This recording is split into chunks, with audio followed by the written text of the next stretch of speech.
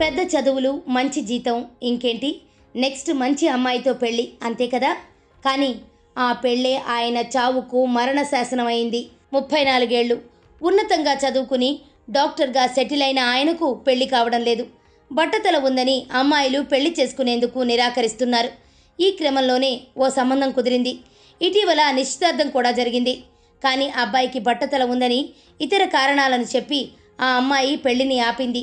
దీంతో కుదిరిన సంబంధం కూడా అర్ధాంతరంగా నిలిచిపోవడంతో ఆ యువ డాక్టర్ తీవ్ర మనస్తాపానికి లోనయ్యాడు.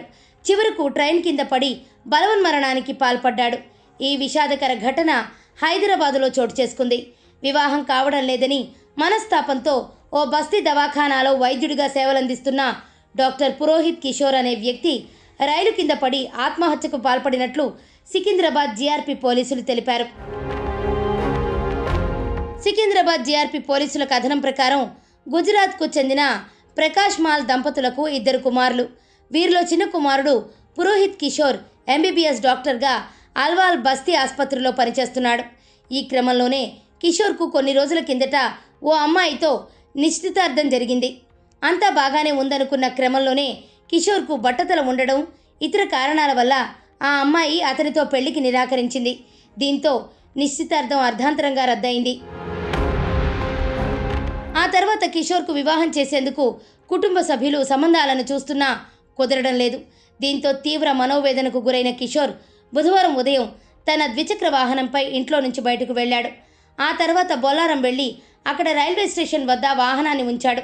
అనంతరం సమీపంలోని క్యావలరీ బ్యారెక్ రైల్వే స్టేషన్ ప్రాంతానికి చేరుకున్న కిషోర్ నిజామాబాద్ నుంచి సికింద్రాబాద్కు వస్తున్న హుజూరాబాద్ నాందేడ్ ఎక్స్ప్రెస్ రైలు కింద పడి ఆత్మహత్యకు పాల్పడ్డాడు.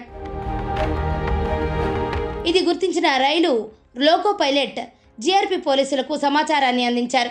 వెంటనే సంఘటనా స్థలానికి చేరుకున్న పోలీసులు అతని వద్ద ఉన్న గుర్తింపు కార్డు, చిరునామా ఆధారంగా కుటుంబ సభ్యులకు సమాచారాన్ని అందించారు. అనంతరం మృతదేహాన్ని మార్చురికి తరలించారు. గురువారం పోస్టుమార్టం అనంతరం మృతదేహాన్ని కుటుంబ సభ్యులకు అప్పగించనున్నట్లు పోలీసులు తెలిపారు. కాగా కిషోర్ మృతితో కుటుంబంలో విషాద ఛాయలు అలుముకున్నాయి. సార్ చాలా మంచివారని ఆయనతో పనిచేసిన సిబ్బంది చెబుతున్నారు. ఆయనకు బట్టతల ఉందని, పెళ్లి జరగడం లేదని చాలాసార్లు బాధపడ్డారు.